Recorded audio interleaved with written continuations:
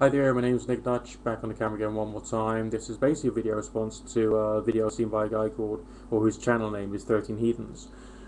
This is an interesting individual who's got, some interesting views out there. And I've just been watching this one particular video talking about the global warming tipping point. And, there's lots of other tipping points which are, coming down the line for all of us. And it should be a concern for every single one of us. And I think that we should all try and adjust the way in which we live so that we can start to bring about better things for ourselves and other people in the world that we live in. Even if you want to live so that you have the most comfortable life in the whole history of humanity, okay, and you don't care for the life of your children or your children's children, because when that happens you'll be dead, all right? What if these things that people talk about are going to happen within your lifetime, and it's not a question of like 5 years time down the line, or sorry, 50 years down the line or 100 years down the line, but it's like in 5 years time down the line that this, that and the other could be happening. What if there's more to it than that? Now, I'm of the opinion that those hockey stick graphs of like oil usage, of pollution, you name it, you know the ones I'm talking about. They're all factual. But there's lots of other things happening right now. Like 70% of our plant species on the face of this planet, they're basically either under threat or extinct. There's serious problems with the insect populations. Within my country, we got problems with flatworms who are eating up all the earthworms and therefore stopping the soil from being good. Also within my country, we got this problem with red signal crayfish that's destroyed about 96% of the population of the natural indigenous white-clawed crayfish within our inland waters.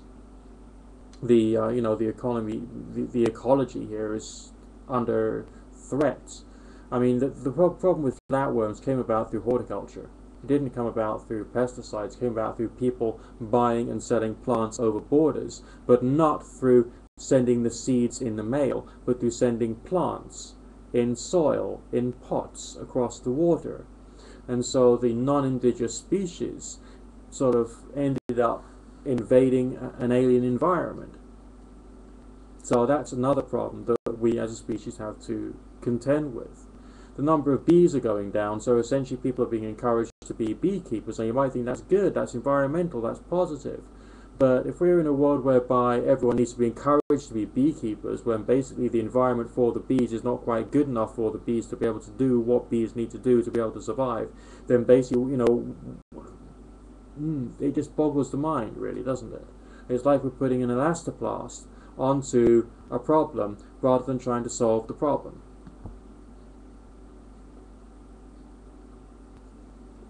And now, what is it? Canada, who's decided that they're not going to meet the climate change targets because they're just like not going to. It's like they've opted out of it. It's like that they are allowed.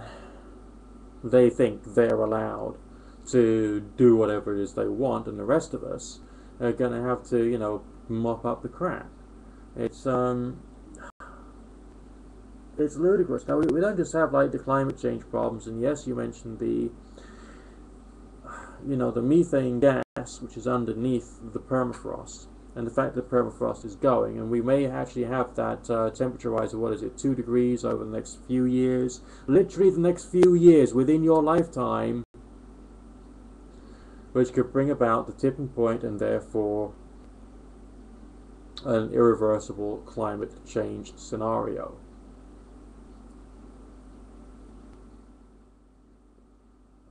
Yeah, we got a lot of tipping points. So what's my point here?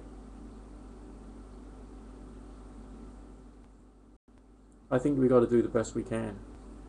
I think we got to promote the best we can. And I think we've all got to try and do this. So there may be a future for us. I mean, the end result is, if we don't get a reversal of the trends, our not really happening, we'll end up with civil unrest, and there won't be enough food to go around, there won't be enough water to go around, and so on and so forth. You know, it'll be the human crunch, not the climate crunch or the credit crunch, but the human crunch, because there won't be enough of everything. You know, it'll be like aid programs and planes flying about distributing food, and that will be great, but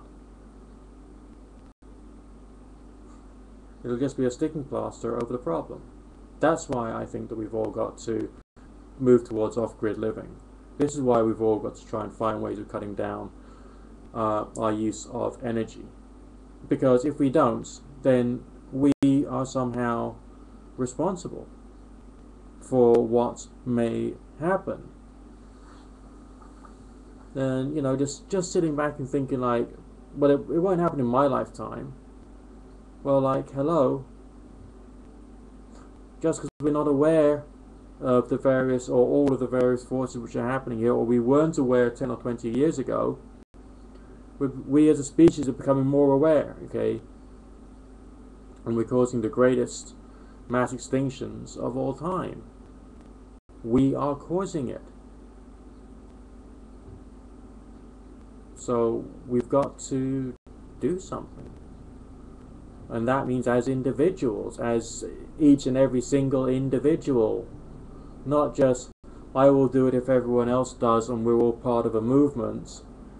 Start being part of a movement. Okay, forget that. The individual has got to do the best that the individual can. Now, I'm not perfect.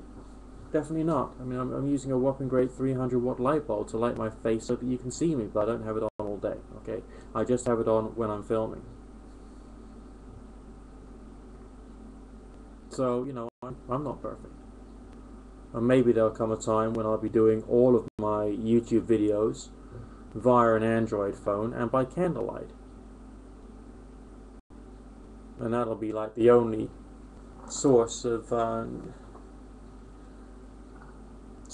lighting or access to the internet, because it'll be cheaper in energy to run an Android phone or a Chrome notebook than it would be to run my computer.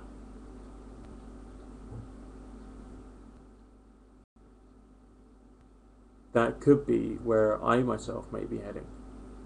I don't know about you, but trying to bring myself to the point whereby I can do what I have to do with as little damage to the environment as is possible. That will be important.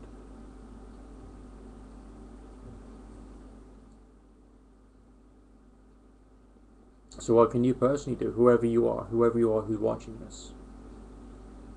You can learn about wood gas stoves and rocket stoves. You can learn how to make them and put one in your garden. If you don't have a garden, you can try and change some of your light bulbs so that, you know, they're using lower power. You can turn your lights off when the sun is shining. You can use your kettle a little less. You can try and find more environmentally friendly ways of cooking, like using hay box and other forms of heat storage or heat retention cooking techniques.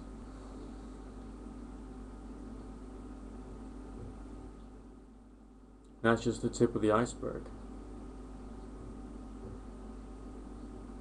But this is definitely what I believe, and I believe it so much, okay?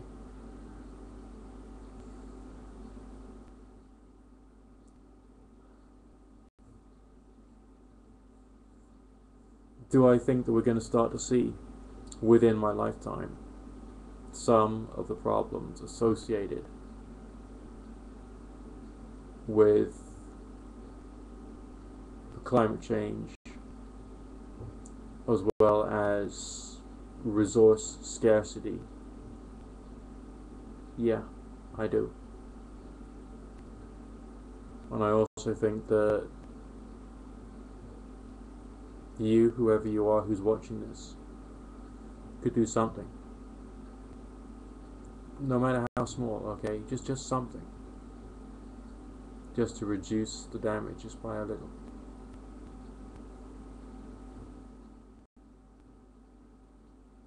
I could go on all day about this, but I'm not going to. Speak to you again soon.